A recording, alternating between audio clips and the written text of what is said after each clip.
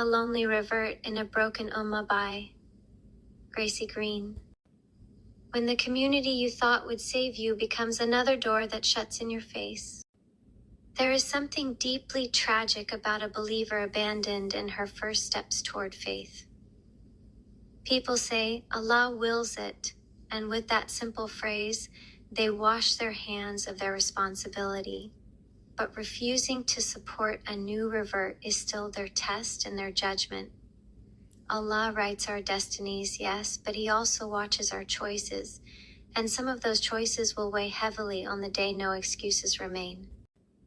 This is not a pleasant story. It is a story of a sister left alone, again and again, by the very people who should have lifted her up. It is the story of walking into Islam with an open heart, and then watching the Ummah close theirs, the collapse of a life once loved. I was a soldier in the United States Army, a married mother of 4, a woman who loved her husband with a loyalty that survived storms most couples never return from.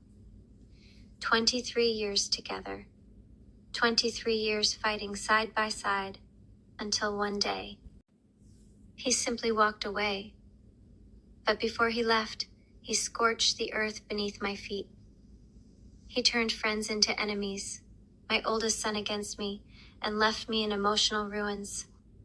I was crawling through the ashes trying to understand why a life built so carefully could collapse so violently. So I turned to God.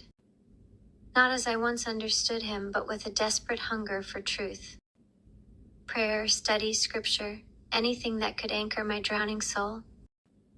And then, I did something I never imagined. I walked into a masjid. For the first time in my life, I held a Quran. And I read words that felt gentler than breath itself. Words about peace, patience, mercy, and a love for Jesus I was never taught. An entire faith I once misunderstood stood before me, shining like a lantern in the dark. This was the truth I had been reaching for my whole life. I had no choice. I took my shahada. The beautiful beginning, then the break. I stepped into Islam like a newborn, with brand new eyes. Everything was wondrous. Everything was light. The Prophet, so slandered, so misunderstood, became a man I fell in love with for his gentleness, his justice, his mercy. I couldn't learn fast enough. I devoured everything. History, tafsir, hadith, language, theology. I soaked it up like dry earth finally touched by rain. The Ummah welcomed me. They hugged me. They smiled at me. They told me I belonged. For a moment, I breathed again. For a moment, I felt held.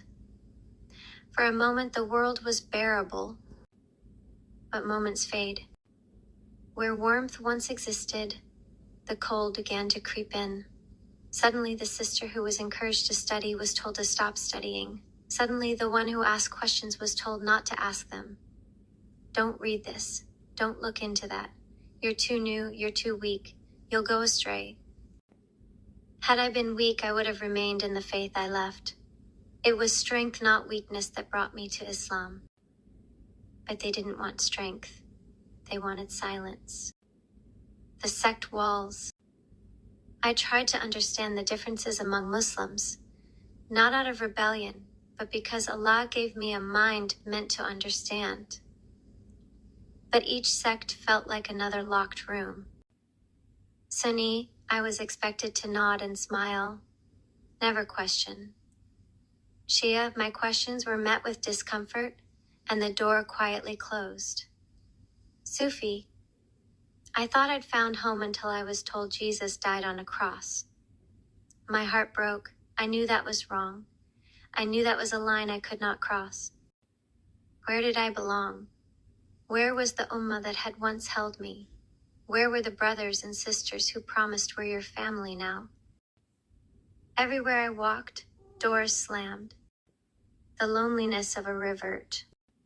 The anger I met from Muslims shocked me more than the rejection I faced from non-Muslims. I asked questions because I wanted to learn. I sought clarity because I loved the deen. I wanted knowledge the way a starving person wants bread. Instead, I was labeled difficult, a troublemaker, too opinionated, too curious, too not one of us. And while all of this was happening, my real life was falling apart. A marriage dying violently, an ex-husband weaponizing my faith, children caught in the crossfire, friends gone, military brothers calling me a traitor, a community that once held me now avoiding me. I was breaking, and I needed help. I needed support. I needed my ummah. When I reached out, I found nothing but shadows. The harder I reached, the harder the world pushed me back. The more I tried to stand, the more I was told I was weak. The darkness of solitude. I fell into a level of loneliness I didn't know existed. Not for days, not for weeks, not even months, but for 2 years. 2 long years of silence. 2 years with no phone call, no message, no sister checking in, no brother asking if I was alive. I prayed for death every night. I cried every morning when I woke. Solitude is not peaceful when it is forced. It is a mental cage, a slow suffocation. Isolation is used in warfare for a reason. It destroys the mind long before it destroys the body. I was there. I lived in that hell. The turning. I don't know what changed. Maybe the tears ran dry. Maybe my soul broke open enough for the light to finally seep in. But Allah flipped my world in silence. He softened my heart. He lit something inside me. He reached into a place no human hand could reach. And suddenly, solitude wasn't a prison. It became a sanctuary. It has been over 8 years since Allah began pulling me out of that darkness. I still isolate, but now it's by choice, not abandonment. In solitude, I found peace. In solitude, I found God. In solitude, I found myself. Nothing stands between Allah and me now. Not people, not sex, not expectations, not judgment, not culture, not community, not even my past. Just him and me. And in that quiet, I learned a truth the Ummah seems to have forgotten. We need God far more than we need each other. I don't need friends. I don't want friends. I don't need a broken Ummah to validate my faith. All I need is Allah.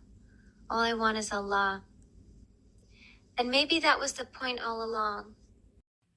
Thank you for listening. Writing has become a powerful outlet for me to express my thoughts, emotions, and reflections. It truly means a lot to feel heard and supported. If you're reading this, I'd love to know you're here. Leave a comment below and let me know what you have been contemplating on. References to any other philosophers, theologies, and ideas that could help myself and others grow the consciousness is highly appreciated. Feel free to reach out to me with any questions you may have, as I am always open to fruitful and friendly dialogue. Find my contact information in my bio. Please don't forget to like and subscribe. Your support truly matters. Assalamu alaikum. Peace and blessings be with you always, and remember, the only true religion is the religion of truth. Love always, Graycie.